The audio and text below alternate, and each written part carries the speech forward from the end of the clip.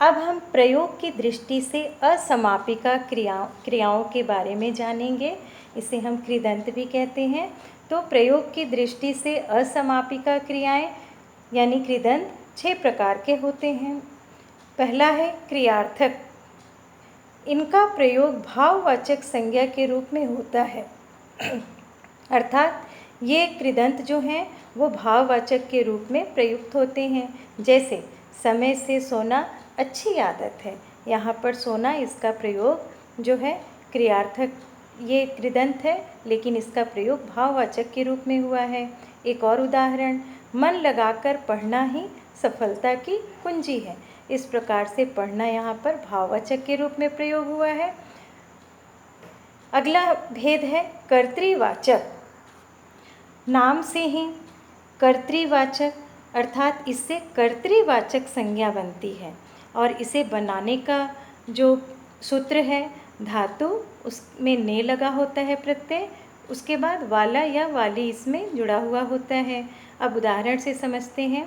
पढ़ने वाला, अब यहाँ देखिए पढ़ धातु हो गया, ने उसमें प्रत्यय लग गया और वाला जैसा कि यहाँ पे लिखा हुआ है, तो पढ़ने वाला विद्यार्थी हमेशा सफल होता है और इसका प्रयोग जो है कर्तृवाचक के रूप में हुआ है यानी कर्ता के रूप में हुआ है। अगला भेद है वर्तमान कालिक कृदंत।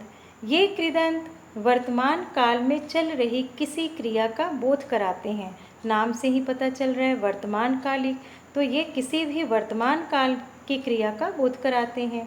जैसे नाचता हुआ मोर कितना सुंदर है। अब यहाँ पर मोर नाचता हुआ यानी कि वर्तमान काल में ये घटना हो रही है, तो ये वर्तमान काल का बोध करा रहा है। उसी प्रकार से एक और उदाहरण, हंसता हुआ बालक सबको प्रिय लगता है। अब यहाँ पर भी घटना जो है वो वर्तमान कालिक है, तो इस तरह से ये वर्तमान कालिक कृदंत के उदाहरण हुए। अगला भेद है भूतकालिक कृदंत। ये कृदंत भूतकाल में संपन्न हो चुकी क्रिया का बोध कराते हैं।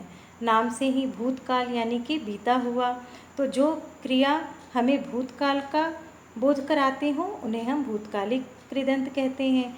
ये विशेषण के रूप में भी प्रयुक्त होते हैं। इनका प्रयोग जो है वो विशेषण के रूप में भी होता है। जैसे पका हुआ फल, जागा हुआ शिशु, सड़े हुए फल। इस तरह से ये भूतकाल में यानी फल पक चुका है, शिशु जाग चुका है,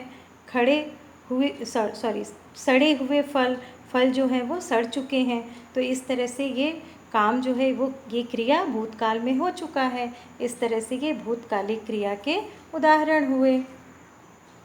अगला भेद है तात्कालिक कृदंत। इस कृदंत से मुख्य क्रिया से तुरंत पहले हुई किसी क्रिया का बोध होता है।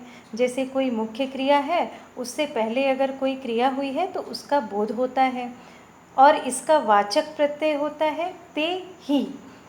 जैसे उदाहरण से समझते हैं, तुम्हारे निकलते ही वह आ गया, यानी कि यहाँ पे तत्काल ये क्रिया जो है वो तात्कालिक है। वह निकला यानी कि तुम निकले और वह आ गया, तो इस तरह से ये तात्कालिक क्रिया हो गई। अगला भेद है पूर्वकालिक कृदंत। इस कृदंत से मुख्य क्रिया से पहले होने वाली क्रिया का बोध होता है।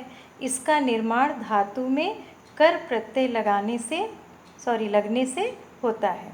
जैसे मैं नहा धोकर नाश्ता करूँगा। यहाँ दो क्रियाएं हैं, एक नाश्ता करूँगा मुख्य क्रिया हो गई और नहा धोकर ये पूर्वकालिक क्रिया हो गई। तो पूर्वकालिक क्रिया जो होती है वो मुख्य क्रिया से पहले होती है और इस प्रकार से उसमें कर प्रत्यय लगाकर उसका बोध कराया जाता है। अब मैं आप लोगों को एक आवश्यक बात बताना चाहती हूँ। तात्कालिक कृदंत एवं पूर्वकालिक कृदंत में अंतर और समानता क्या होती है? दोनों में समानता ये होती है कि ये दोनों ही मुख्य क्रिया के पहले आते हैं और अंतर दोनों में ये होता है जो मैंने यहाँ लिखा हुआ है कि पूर्वकालिक क्रिया मुख्य क्रिया से पहले होने वाली सामान्य क्रिया है। सामान्य क्रिया जो होती है वो पूर्वकालिक क्रिया होती है और वो मुख्य क्रिया से पहले होती है, जबकि तात्कालिक क्रिया और मुख्य क्रिया में समय का अंतर नहीं होता है, वह तुरंत वो तात्कालिक क्रिया के तुरंत बाद मुख्य क्रिया हो जाता है। बस क्रम का अंतर होता है। क्रम अगर हम देखें तो अगर कृदंत एक साथ आ जाए, तीनों क्रियाएं एक साथ आ जाए, तो पहले पूर्वकालिक क्रिया आएगी, फिर तात्कालिक आएगी, फिर मुख्य क्रिया आएगी। इस प्रकार से इनका क्रम रहता है। और इसी के साथ आज आप लोगों ने समापिका एवं असमापिका क्रियाओं के बारे में जाना। धन्यवाद।